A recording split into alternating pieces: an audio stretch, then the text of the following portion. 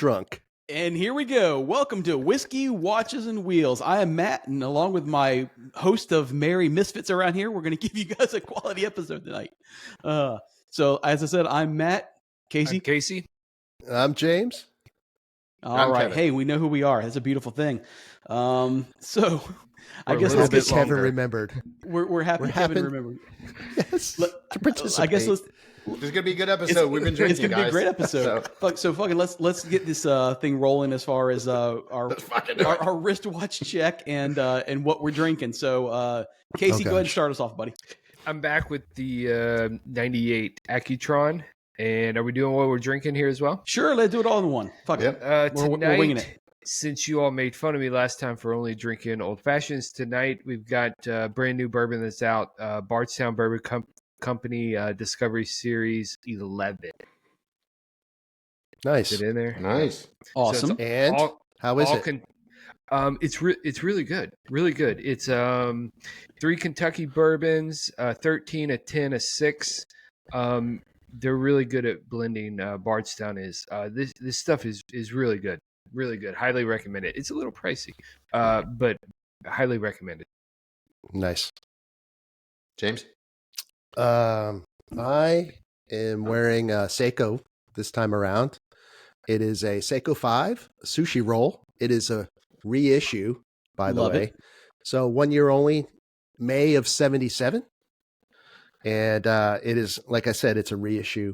But it's named the sushi roll based on the three-dimensional hour tickers. Yeah. So you can see they look like sushi rolls. Love it. I love that watch. If you can't see it, we'll post something up on Instagram, etc. We'll post on Instagram. I love the intricacy of the band. I like the band as much as I like the style. It's so detailed. And for Kevin's sake, it is on an original band, and it is pretty cool looking.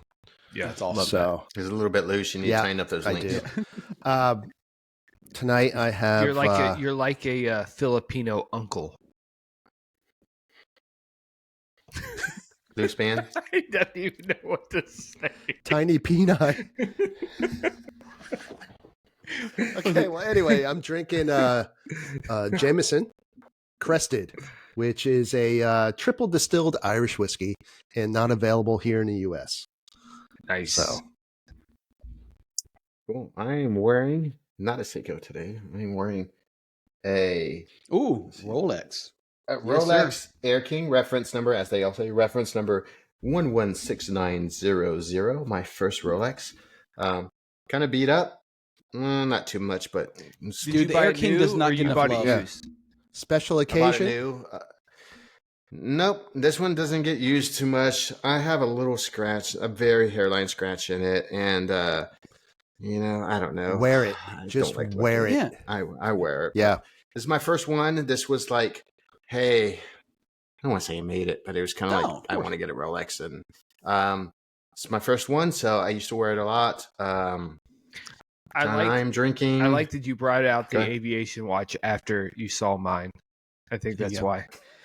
Well, the Air King and the Milgauss, neither of those get enough love. I mean, they're both really good watches. I love the Milgauss. Yeah, I do that too. might be my next purchase, especially when we get hit with the EMP bomb. I mean, we're bound to at some point.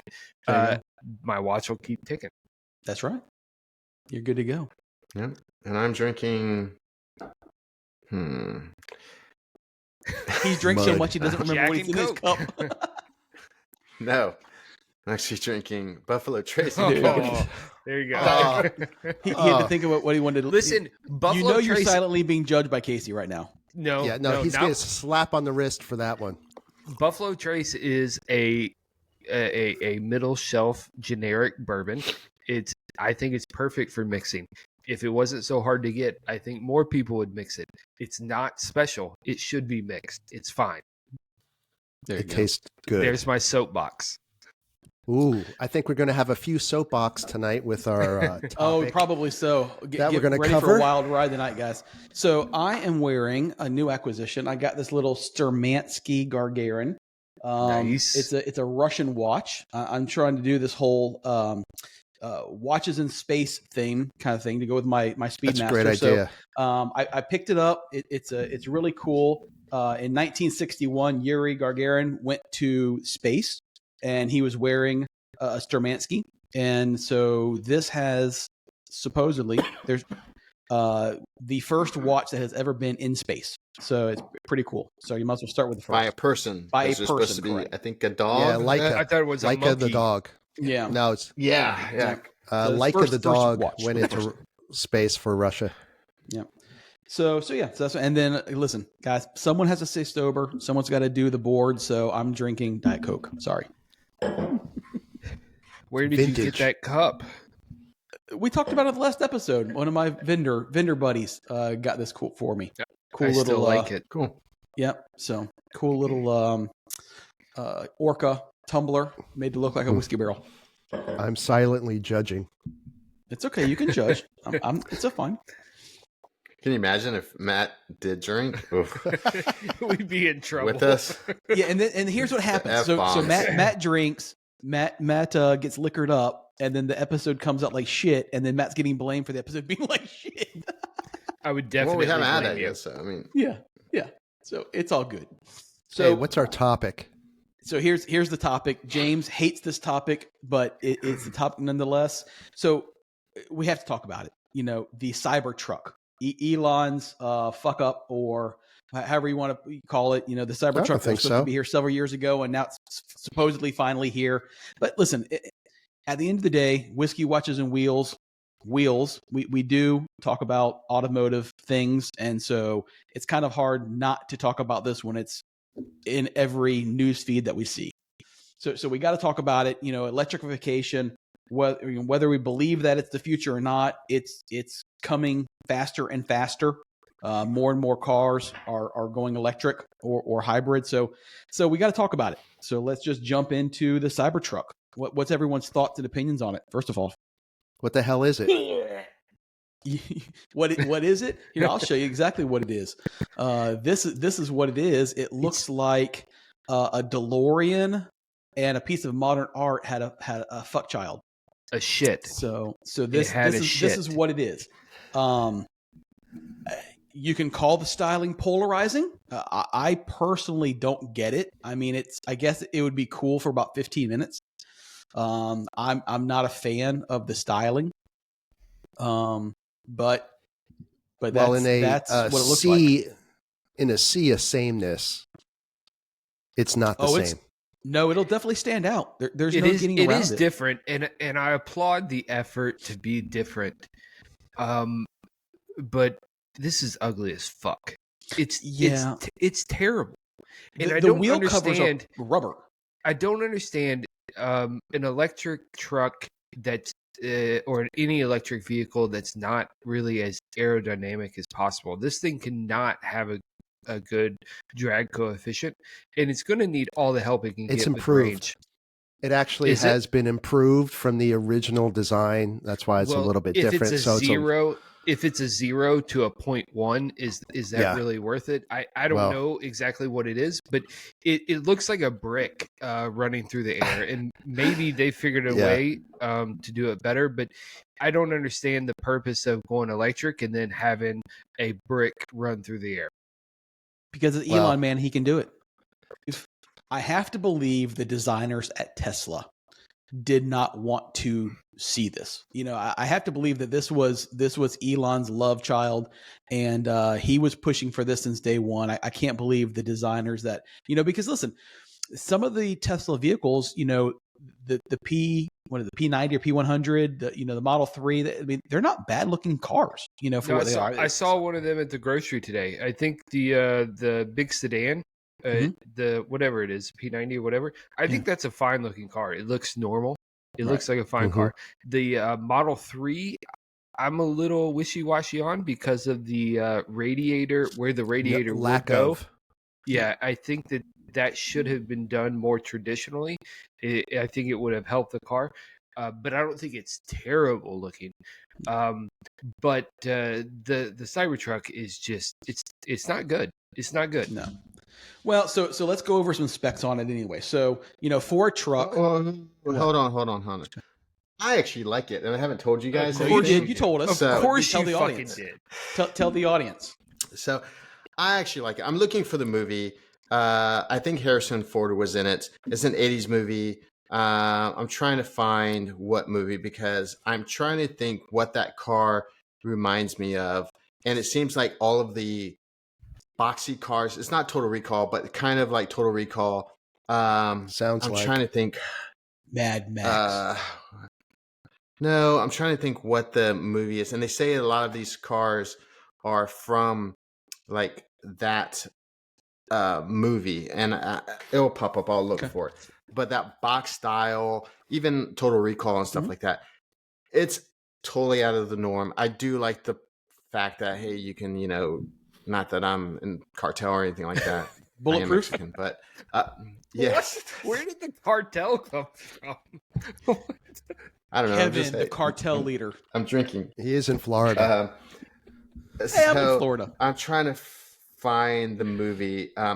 But is it ugly?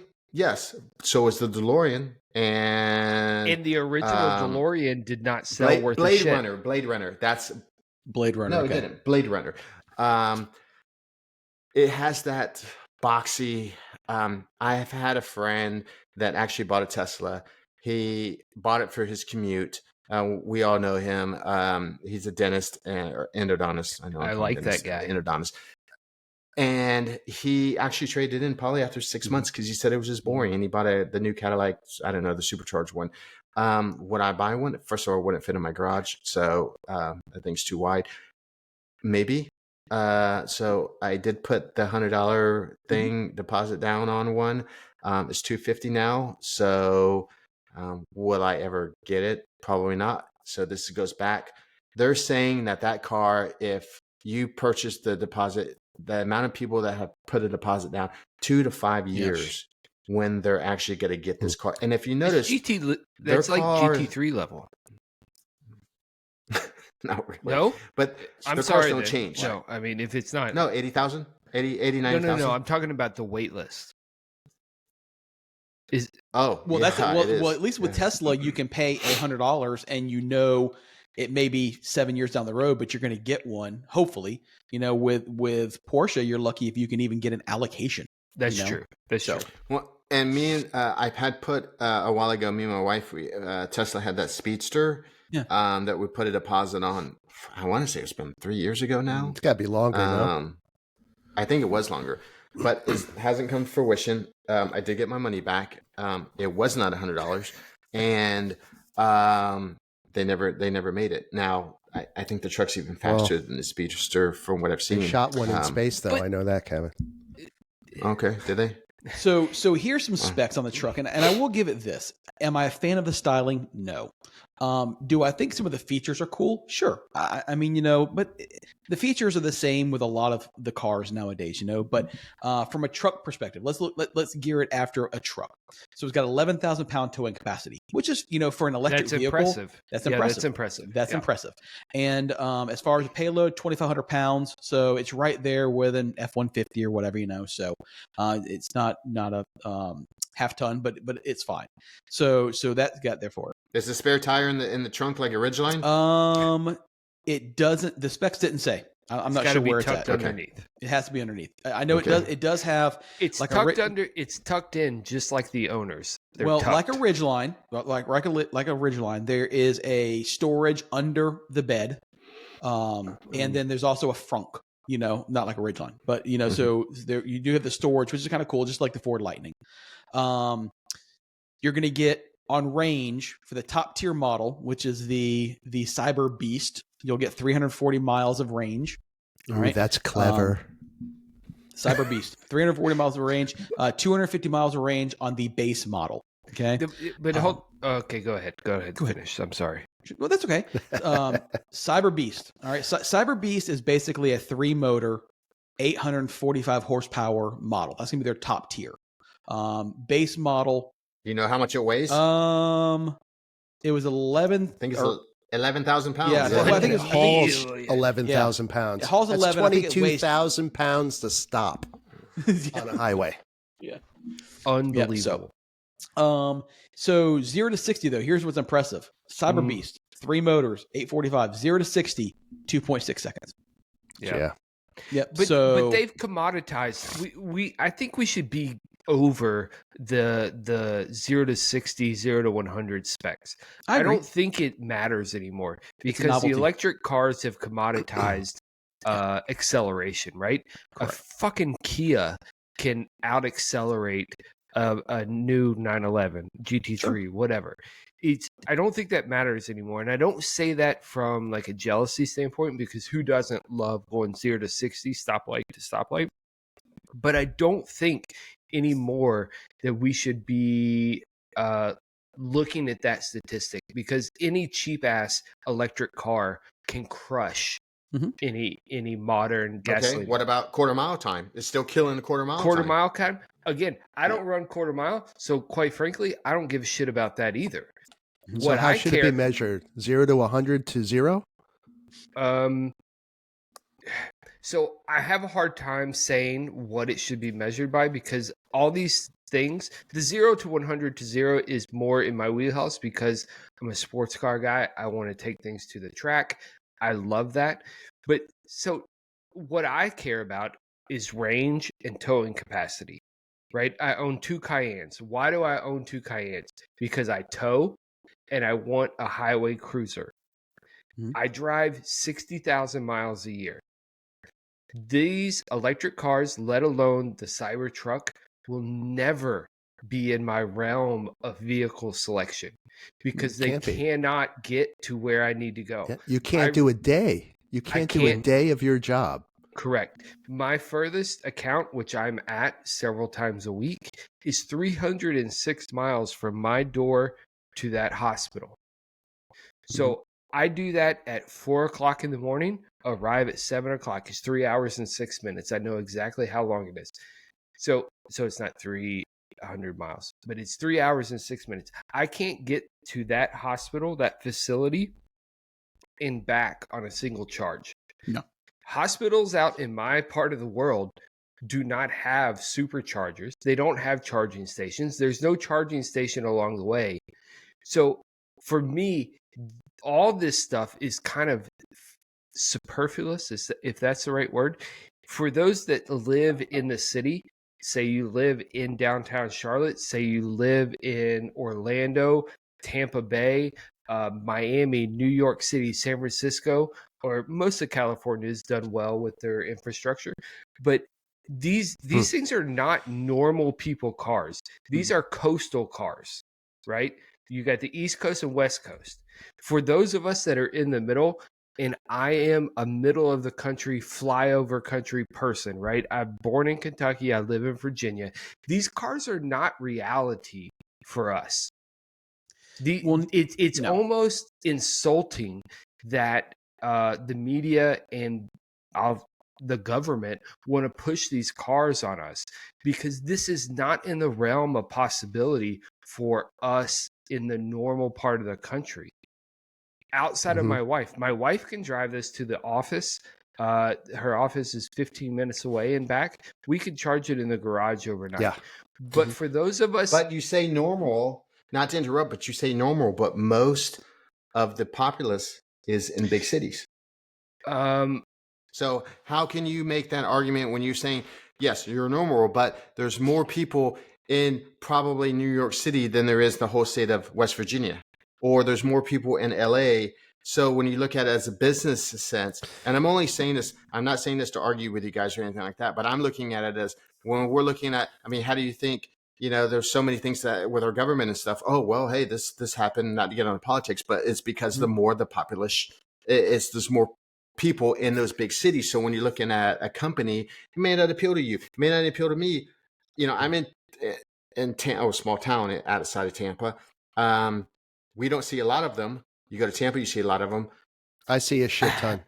In Charlotte, I see a lot. So I kind of disagree with you. I understand you're saying that, but that I wouldn't say would be normal. You would be not the normal, because you're in Kentucky, Indiana. Like, those are small states. And so again, I'm just throwing. I just don't think right now, with the infrastructure that we have, we couldn't Lack support thereof. these cars across the country. And I think that's really what Casey is saying, is that this is not a Yeah. solution for everybody. This is a solution for people that are in urban environments, or at least out in the burbs, and have access to these cities. But, I saw a quote, which I think really sums it up well, is electric vehicles are a solution, not the solution. Right. So for me, Correct. I would never buy a 100% electric car. We already see people standing in line for 3 hours to do this. This is 1973 all over again for electric plugins. Absolutely. It's like, come on, Yep. right? Mhm. I see the solution is a hybrid type of vehicle, a hybrid that can regenerate additional energy. Plug-in hybrid, can- in my yes. opinion, is the way to go. Yeah. Absolutely. And then And I don't I there are a lot of things that, like, I'm not saying I do like styling a little bit. There's a lot of things I am not a proponent of electric vehicles. The environment, I deal with exporting and importing parts. It's I know what things cost. I know we talked about it offline a little bit as far as how much material has to be moved for a battery. Sure. What's happening, which we'll talk about in a minute. So we'll do that in Yeah, we're gonna get a little there. different Yeah. subject. So- Yep. the thing is that, we can all sit here and we can pull up all those stats, right? The stats that I can drive a classic car for 37 years before it produces the emissions of one electric car. Sure. Right? We all know that. We can all do that. And that's but a classic thing. car. Yes. That's Right. yes. Let alone With- a modern 911 like Absolutely. you currently Yes. drive, right? Absolutely. And we all know the impact.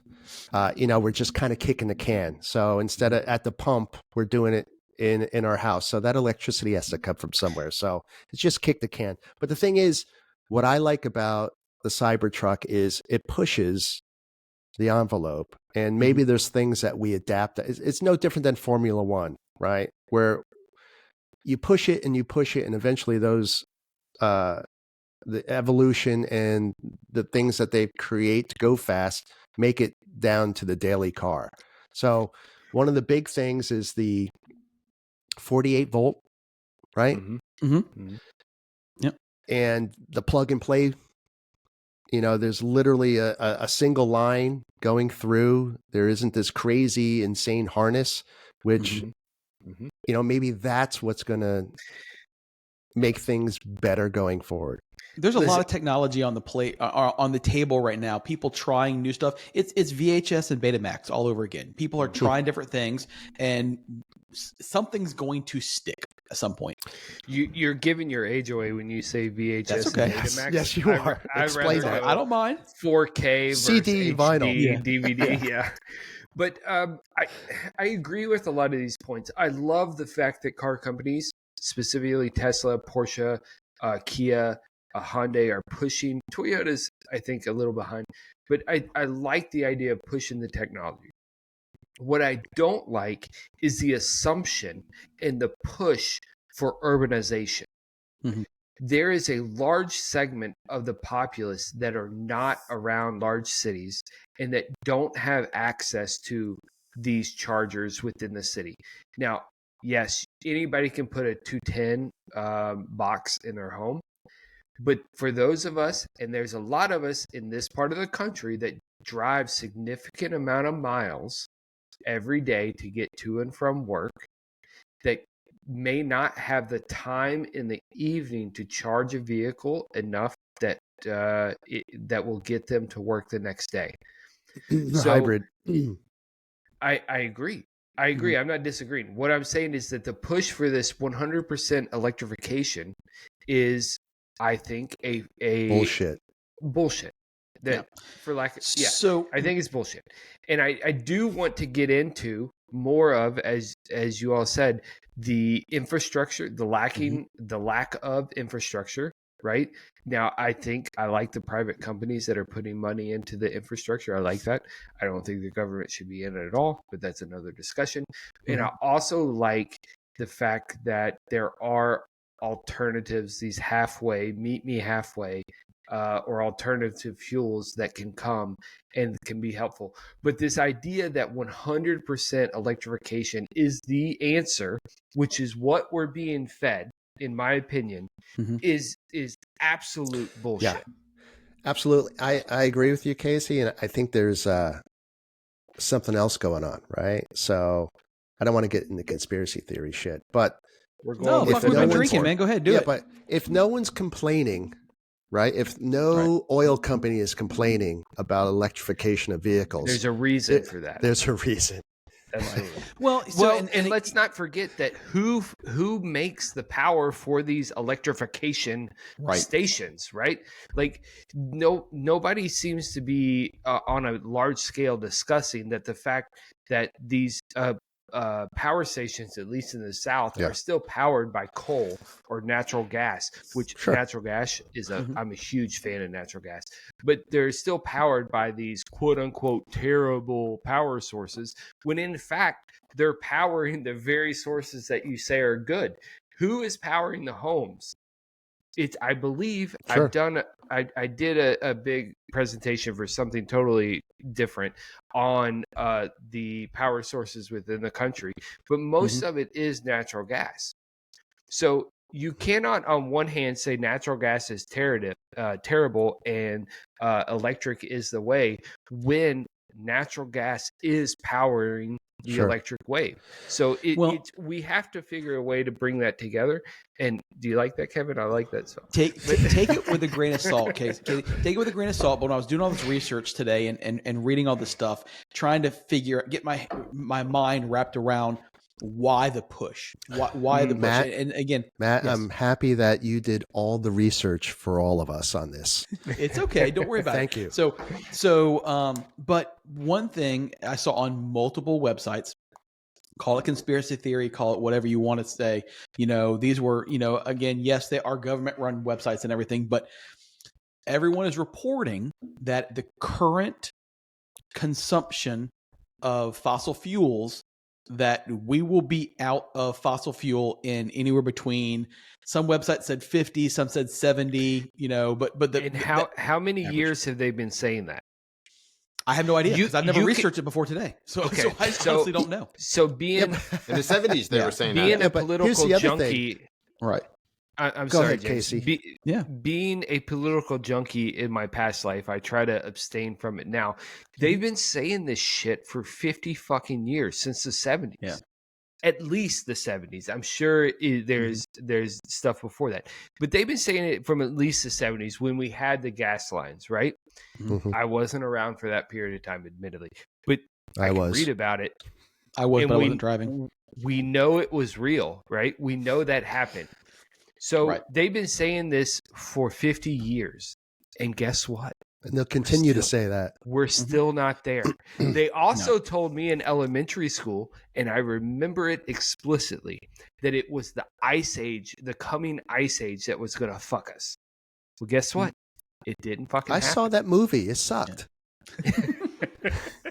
I thought that Ice Age movie was very good. The little squirrel, the little squirrel with the nut. Like, we're all trying to bust a nut. I mean, are we all little squirrels with a nut? We're all looking for a nut. Matt, here's the thing: you could throw out whatever number you have as far as consumption goes. Shut the fuck up. We don't want to hear. No. What I'm saying is, if we transition to alternative power as well as hybrid power, you can double that. Yeah, right? no, I agree. So if it's 50 years, all of a sudden that's 100 years. And then I think that's why they're 75 years from now, they're going to say that we only have 50 years left. Exactly. And let's go. I will take a hybrid vehicle, something that, I don't know, goes 30 miles on all electric or some MPH before it turns over to gasoline. Mm-hmm. I'm all for that. For the norms. I'm not a new car buyer, so none of my cars could be are this that norm. way. Casey, you could be this norm if you are using your ICE motor to get you through the cornfields, and you come up on the urbanized area, and all of a sudden it switches over to electric. Well, we don't have urbanized area, but yes, in theory. So Matt, you talked about too offline. We talked about the hydrogen car that Toyota has, and apparently it's been out for years. Toyota's had the Mirai. Mirai's been out since I think it's 2014. And it gets buried. It gets buried. It gets buried.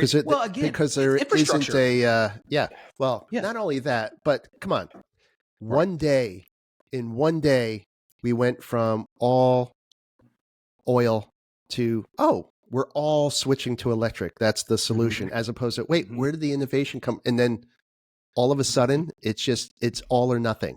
There was nothing else. But didn't Elon Musk, didn't he at the beginning? Oh God, that's another topic. That's another topic right there. Well, I know, but didn't he wasn't he the one that bought the land, paid for the infrastructure, the power substation, and that's one of the reasons why we use that same plug, is because he's the one who did it. And I'm not the guy that's like pro Tesla, but if you want the infrastructure, then you have to. And I think a lot of the car makers now, they just want to build a car. And I do listen to this podcast that he's been on.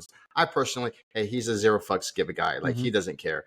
I think that you do the infrastructure first, or you try to do the infrastructure. Great manipulator of stock prices. Yeah. Yes, he Thank is. you, But, GME. Yeah. So why didn't? Hey, we all know. We remember when GM came out with their electric car. Yeah. They all of got us crushed. were alive. That's except for two. Yeah. One's in Epcot. Yeah. But why didn't GM do that? And I think that one of these companies, they're going to have to. For instance, this would be a great segue. Porsche. Yeah. They're doing. That's what we were going to talk about. Their e-fuel, alternative fuel. E-fuel. Well, yeah, and so it can. Well, that came around from Dieselgate. I mean, listen, I want to believe that Porsche wants to, help everybody and create an alternate fuel. Wait, can for I their say cars something? in the long run. Sure, go ahead. I'm sorry. I don't think that any of these car manufacturers want to help anyone. No. They want to sell cars. That's a I correction. said I want to believe. I didn't say I think they do. I said I want to believe. But I don't care that if they want to help anyone, because I'm a free market guy.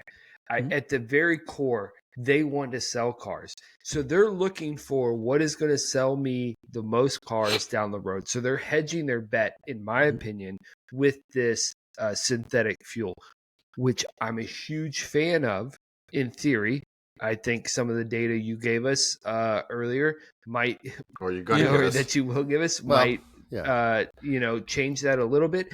But in theory, I'm a huge fan of it because it would define the market, and it would continue allowing us to drive what we currently own.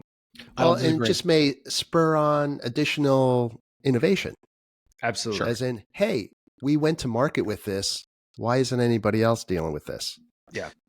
Well, I mean, again, all of us have great cars. We don't want to get rid of them. I can't stand the thought of 30 years from now, it's a brick because there's no way to power it. So I applaud Porsche, for and really I didn't really it's Porsche and Siemens. Siemens have got together. They're what created this factory in Chile. They're producing this e-fuel, and it's working. I mean, it's at the end of the day. So tell us about it. What is e-fuel? Yeah, hurry up, Matt, so we can start yelling. There you go. E-fuel is basically synthetic fuel they're using from alternate things other than fossil fuels to create gasoline. Currently, right now, they're manufacturing it. It's $40 a gallon. Not feasible. But their goals are, again, right now they only have one factory in Chile. It just started. Their goals for themselves, their personal goals, is by 2026 to be able to produce 145 million gallons per year. Which, when I read that, I was like, man, fucking A, yeah, that's great. 145 million gallons annually. So then I started thinking, well, shit, how much gas do we actually use as a nation? And that's where I was like, uh-oh. So currently, 2022, in the United States, only the U.S., not globally, just the United States, we used 135.73 billion gallons in the course of 2022. That basically boils down to 300. Okay. 1%? No. So 10%. that number, is that for vehicles or for everything? No, it's gasoline, not natural gas. Okay. Just so gasoline. Yes, but that doesn't mean just for cars. No, of course not. No.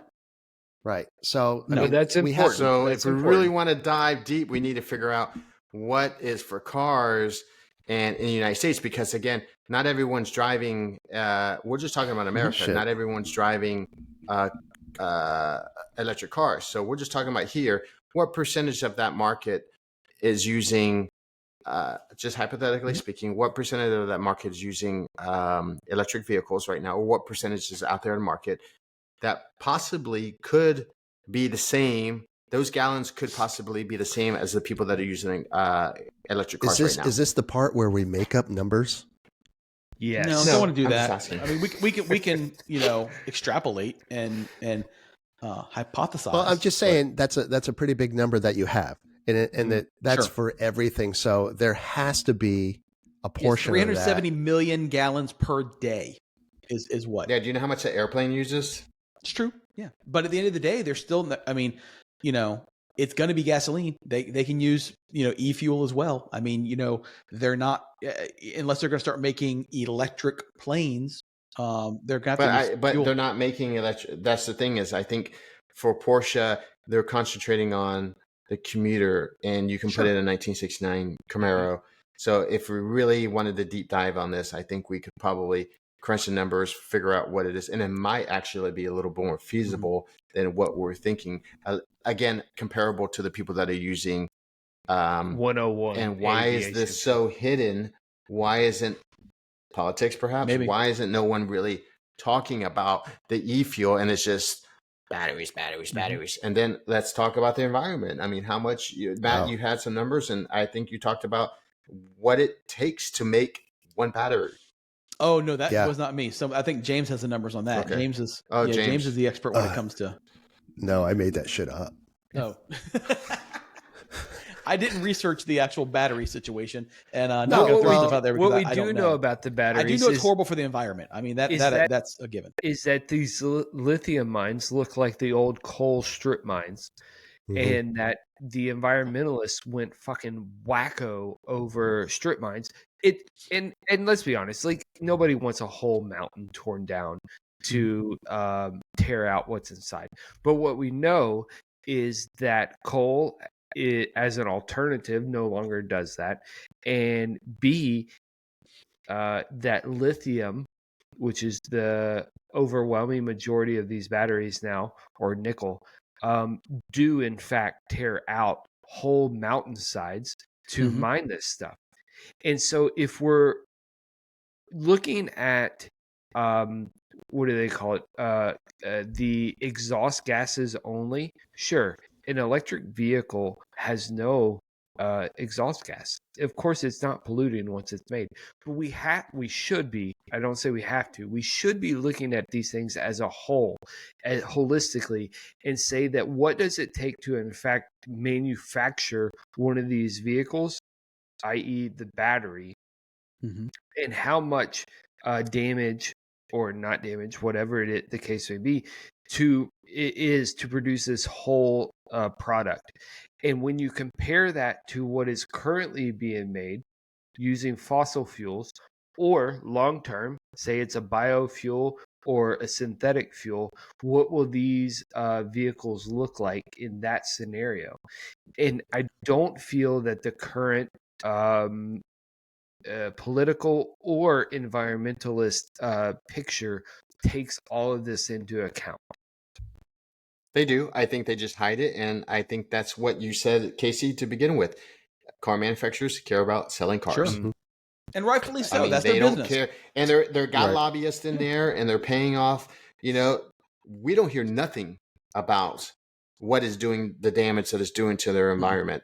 I mean, you hear nothing on the news. You hear it's squashed. Well, and I really the reason James? the reason that we have the U.S. highway system that we have and it's pro car is based on the lobbying of the auto industry. That's a fact. Yeah. Right. So, they don't care. Like Casey was saying, just sell the car. Yeah. I believe that Americans, by nature, want individual freedom, And this is why the individual vehicle is the strongest proponent in the country. Yes, the auto manufacturers are quite strong in their lobbying ability, but you as the individual want the freedom of movement. And the vehicle, nothing like the vehicle has ever come about and been stronger other than the horse and buggy to give you the individual freedom of movement that we as individuals desire. So I try to take this down to the individual level and take it out of a company's hands, because I think that companies are only made up of individuals, and that to argue that a company is the overlying force behind something is, I think, a little bit short-sighted. Is that the overall picture is that we all choose freedom, and that we all want the freedom of mobility, and nothing gives you that outside of a vehicle. There you go. Thank you, Kevin. True. Yeah. No doubt. So to say that it's the lobbyists of Ford or GM or Porsche or whomever, yeah, these guys are fighting the battle, but they have the dollars behind them to allow them to make that to fight it.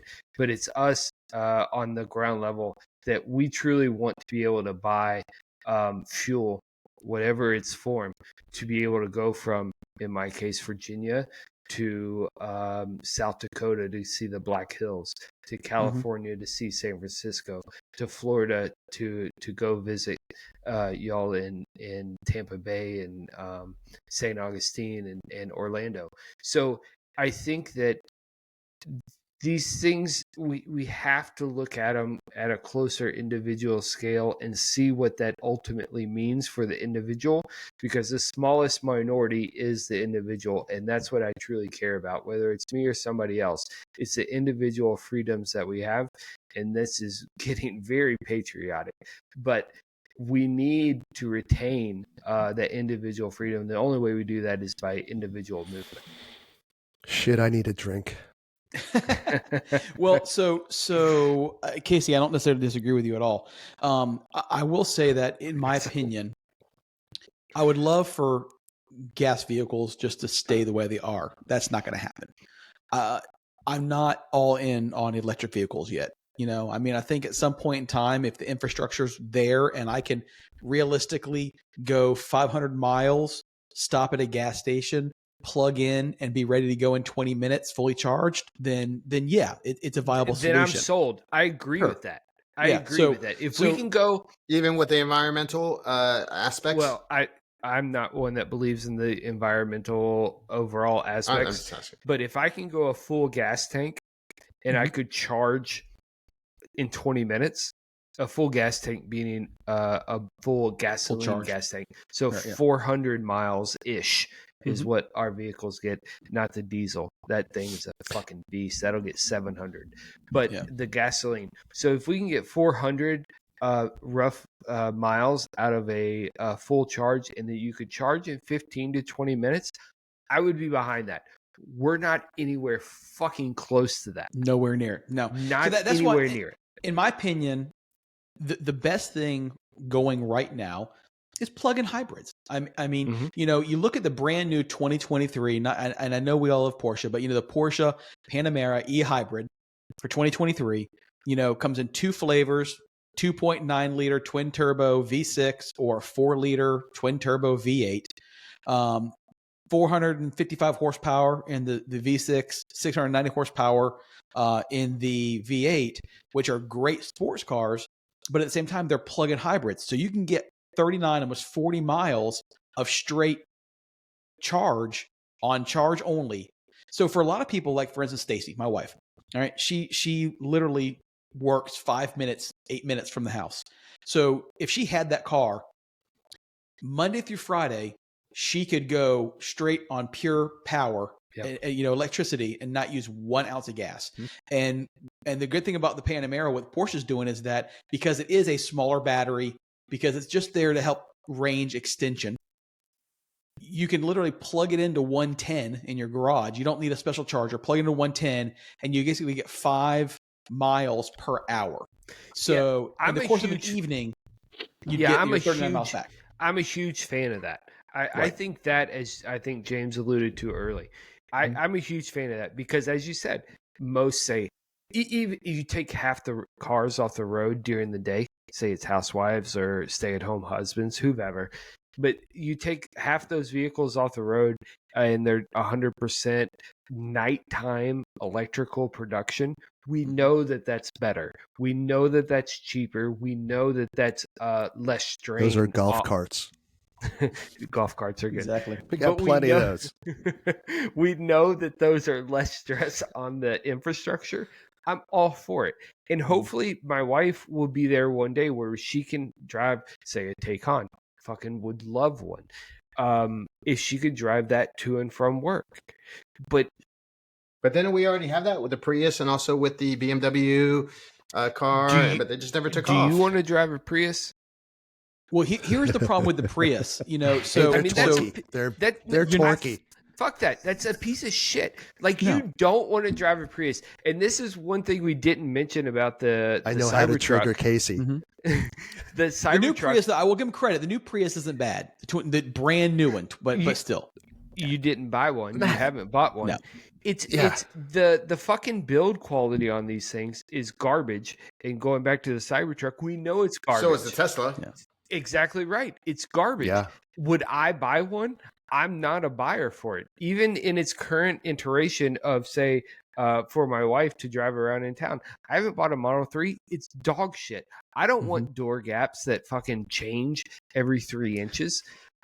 I mean, it's all that James has, and it's changing in and out all the time. That's not good. I love it. Love it. The pictures I've seen of these early Cybertrucks are terrible. Terrible. And no car person or detail-oriented person or someone, I don't care. I don't understand how you accept that. Whether you because they're not car people. Whether you say you're saving the environment or not, how do you drive around with mismatched fucking like trunk to fender lines? I don't understand that. Hey, I'm all about the gaps. Listen, the sweet spot is when they can get a plug-in hybrid that will go 100 miles on pure EV and then gas to extend the range so you can actually go on vacation and not have to worry about plugging it in. That's the answer, in my opinion, at least right now for the interim, until they get an infrastructure that is built. I mean, you talked about Orlando. California's got a great infrastructure. Even Florida, our infrastructure sucks. I mean, you know, if you don't have a Tesla, I mean, if you have a Tesla, there's a fair amount of Tesla chargers here and there, but EVgo and the other one or whatever, half the time the chargers aren't working. The credit card machine's not working. I mean, they're pieces of shit. I agree, Matt. I do think that there should be some unification in charger plug Is this where standardization, right? Isn't this where standardization would come in? Now, if you leave that to the individual company, that's not going to happen because we're in that shit show right now solely because of that. No, we can get there. If they... Listen, they've got to be. I don't believe that the government is the answer to force them for unification. I don't believe that getting rid of the lightning cable to USB-C is the smart thing via, government interaction. But what they can do is if they could unify chargers across charging stations, whether it's they have a low voltage versus whatever voltage they are. We know that Porsche's voltage is different than, the other plugins, whatever. If they could have a step down just that's recognized just via the plugin. But doesn't the market dictate that, Casey, right? Yeah. And it's going to take time, right? Yeah, just like going back to Matt's VHS versus Betamax, right? So you cannot take a Porsche and put it in a Tesla charging station? Right now, no. Now they have said that basically all the auto manufacturers this just came out like 6 months ago, that they are going to all start adopting the Tesla plug, and that's going to be probably between 23 and 24. And I think that's wise, right? Sure. Tesla's been the most adopted model, so that's what you generally take. So market leader. Take their plug. But it's Tesla needs to allow for the different charging values that Porsche demands, right? Because we know the Porsche voltage is higher than the Tesla voltage, right? Isn't it like 900 versus 600 or some? I'm not sure, but bullshit. Yeah. But anyway, we know that the Porsche voltage is higher than the Tesla voltage, so they should allow, if they can work together, which they should, if they want this technology adopted, to allow for the different voltages via some sort of smart plug. Well, that's exactly what happened with the VHSs, right? Correct. Yeah. Multiple companies got together and decided to go down that ultimately, porn was the one. That's exactly right. route. On that note, we've just hit an hour. Thank you very much, Kevin. End of story. Well, we're listen. If it was if the government and the people doing the chargers listened to the four of us, they would actually know what the fuck they're doing. They're not going to listen to the four of us. So yeah. So I guess that's enough for an episode, guys. Yeah. Does that work for you guys? So everyone listening, please, if you like what we're doing, if you have questions, if you have comments, if you have things that we can do to improve, please shoot us an email, contact@whiskey.watchesandwheels.com. Comment in the on YouTube or wherever you're listening. Get the information to us. We are open to suggestions. We're trying to learn. We're trying to grow. We're trying to get better at this. Definitely love hearing your feedback. Hit us up on Instagram, Whiskey Watches and Wheels. Again, YouTube. You can download the episode, watch the episode there. Go to our website. If you'd like to pay me to drink your bourbon, I'm available. Any sponsors out there, we are. Anyone who wants to send us a free watch to review or a car to drive, we're here for you. We're here for all of it. So, all right, gentlemen, that is an episode. We're going to call it, and y'all have a great evening. All right. Peace out, homie. All right, Later. see you guys. Bye-bye.